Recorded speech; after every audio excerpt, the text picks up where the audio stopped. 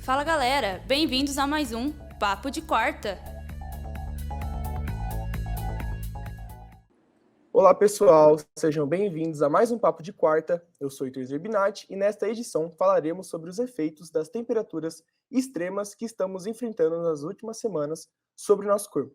A ideia é saber quais são os impactos que a exposição a um calor tão intenso pode causar ao organismo humano e como enfrentar esse período. Para conversar comigo, Beatriz Vaz, médica residente em nefrologia. Seja bem-vinda e obrigado por atender o Papo de Quarta, Beatriz. Muito obrigada pelo convite. Bom, então, para a gente começar, Beatriz, a gente sabe que o nosso corpo ele possui mecanismos para tentar se resfriar, sendo o mais comum deles o suor, a dilatação dos vasos sanguíneos para liberar o calor. Porém, o que acontece se apenas o suor não for o suficiente? O aumento da temperatura leva ao suor, e o suor excessivo pode causar desidratação, que é um dos grandes perigos nesse calor, né? Então, ficar sempre atento aos sinais de desidratação, como boca seca, tem gente que a pressão fica mais baixa, tontura. Quando a gente está com esses sintomas, significa que a gente já está desidratado. Por isso é importante estar sempre tomando água, mesmo se não estiver sentindo a boca seca ou qualquer outra necessidade. Porque quando a gente sente isso, é o corpo já pedindo água, falando que já está faltando. E falando já desses efeitos causados, né, pelo superaquecimento, eles podem desencadear outros problemas para o nosso corpo, para o nosso organismo? Sim. Então, de uma maneira mais aguda, a coisa que a gente mais se preocupa são sintomas da desidratação, como eu já falei, queda de pressão. Tem pacientes que têm problemas gastrointestinais, ficam com mais falta de apetite. Isso são coisas muito perigosas. A outra coisa que a gente tem que se preocupar, mas que a gente vê mais com o passar do tempo, é são os efeitos da radiação solar na nossa pele. Então, essa luz solar muito forte, atingindo diretamente a nossa pele, ao longo dos anos ela vai se acumulando e pode aumentar o risco de câncer de pele. Então, por isso também é importante a gente estar sempre se protegendo, não só pensando no momento, mas também num futuro. E falando sobre essas preocupações, são os principais grupos de pessoas que sofrem mais riscos de impactos negativos à saúde?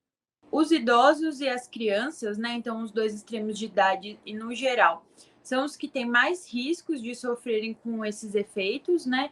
Principalmente porque eles às vezes não conseguem um acesso à água sozinho, né? Às vezes precisa de alguém estar ali oferecendo. Às vezes eles não conseguem se queixar, às vezes não tem esse entendimento do que é que está acontecendo. Então, esses são as pessoas que são os dois grupos de risco. E outro que a gente vê que sofre bastante com isso são as pessoas que trabalham em ambientes abertos, como as ruas, os vendedores ambulantes, porque ficam expostos diretamente à luz solar e também aos efeitos chamado efeito estufa, que apesar de às vezes a gente estar na sombra ou em algum lugar coberto, fica sofrendo com a falta de umidade do ar, e isso também é muito prejudicial. Eu tenho um, um cachorro em casa e eu também acredito que ele sofre muito com a questão do calor e tudo mais. E aí eu queria saber como que os nossos pets, no geral, são afetados e também como que a gente pode ajudar eles, né, nesse período. Os animais também têm esse problema, né? Porque eles não conseguem se comunicar. Então, primeira coisa é sempre deixar, né? Então, a água disponível a eles. E a gente também, né, ficar atentos aos sinais de desidratação que eles podem ter, como, né, eles ficam mais quietinhos e tudo mais, então sempre prestar essa atenção. Deixar sempre um lugar de sombra disponível para eles, né? E lembrar que o solo fica muito quente, então tomar cuidado porque às vezes quando sai para passear, o horário quente, o solo quente, que pode machucar a pata do bichinho e ele não consegue falar, né? De uma maneira geral, a gente diz que os horários mais quentes são das 10 da manhã às 4 da tarde. Mas a gente vê que com essa onda de calor que está vindo, esse horário é muito maior, né? Fica muito mais tempo quente de uma maneira bem importante. Então, ficar atento a isso, porque às vezes até à noite o solo ainda está quente, né? O asfalto. Então, sempre prestar atenção nisso quando for passear com o seu animal. Eu tenho tentado tomar esse cuidado, principalmente eu saio de manhã quando o sol está começando a sair, porque depois não tem condição nenhuma. Eu fico até com dó dele, volta com a língua 3 vezes o tamanho para fora. Dá uma dó. Tem que ficar Continuando, eu queria saber, Beatriz, em que circunstâncias que esse calor extremo ele pode levar à morte o ser humano? Porque às vezes as pessoas pensam que é só sol, é só calor, mas é sim preocupante e a gente tem que se preocupar com essa questão e a gente queria informar as pessoas como que esse calor leva até uma causa de morte. Certo. Então, assim, a principal causa de morte num quadro agudo é a desidratação. Então, quando vai desidratando, o paciente perde muito sódio, né? E sem a gente repor esse sódio, a água, o sódio é um íon que a gente tem no sangue, que ele é responsável principalmente por manter a concentração cerebral.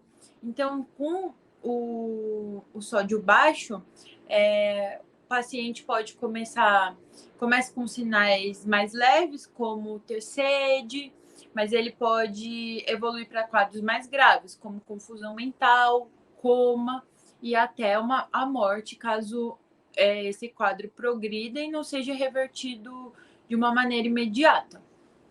Como a gente vem falando, né, durante aqui o nosso papo, manter-se hidratado é o principal passo para a gente se proteger, né, e aliviar o mal-estar causado pelas altas temperaturas. Mas para a gente finalizar, eu queria saber quais outras ações e hábitos a gente pode adotar para a gente lutar contra essa onda intensa de calor durante o nosso dia. Coisas que vão agregar e que vão auxiliar a gente.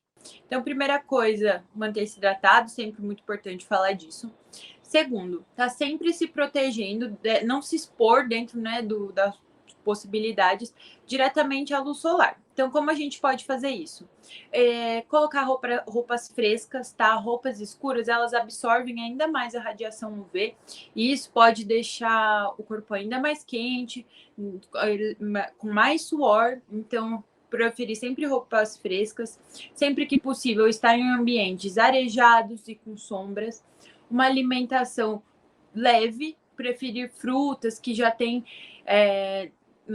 intrinsecamente na sua composição água, que também ajuda, usar sempre protetor solar, lembrar inclusive de reaplicar, sei que é difícil na correria do dia a dia, mas essa radiação às vezes ela só chega a conta daqui a alguns anos, né?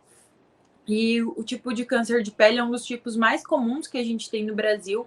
E a gente vê quadros muito agressivos, né, desse câncer. Então, sempre proteção solar. Então, sempre uma proteção química, como é o caso do protetor solar. Hoje em dia, a gente tem muitas modalidades de proteção solar e todas elas são bem-vindas. Quanto físicas, como óculos de sol, boné, chapéu, também são medidas muito úteis, né? Sei que às vezes é difícil, né, na correria do dia a dia, mas são as principais medidas que a gente tem que tomar. Caso não tenha a opção, tem que ficar exposto, tentar sempre fazer barreiras físicas, né? Guarda-sol, o óculos, o boné e a química com o protetor solar, que sempre é muito bem-vindo. Bom, eu gostaria de agradecer a sua participação, Beatriz, aqui no nosso Papo de Quarta. Muito obrigado. Eu que agradeço, foi uma honra o convite. Sempre que precisar, estou aqui à disposição. Muito obrigado.